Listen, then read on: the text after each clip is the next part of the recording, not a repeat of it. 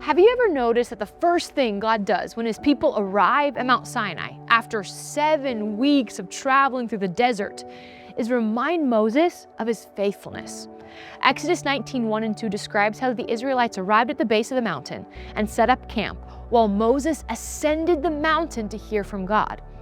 When God speaks to Moses in Exodus 19:3 and 4, he tells him, "This is what you must say to the house of Jacob and explain to the Israelites. You have seen what I did to the Egyptians and how I carried you on eagle's wings and brought you to myself."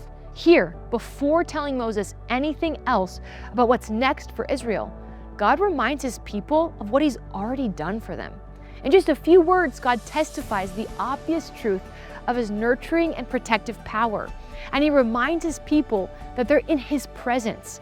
By using the phrase "you have seen" at the beginning of verse 4, God is reminding his people to ground themselves in the reality of all they've experienced as a result of his faithfulness.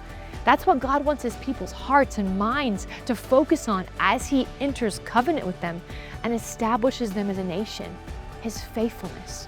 Before God asks for Israel's obedience, he calls his people to remember all that he's already done.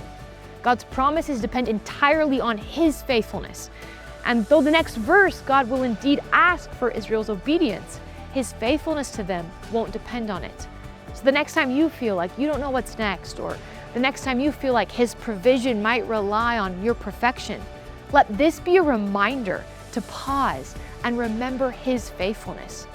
Consider this your invitation to look back and name the specific ways that God has carried you and sustained you as you rest in the assurance of his steadfast presence.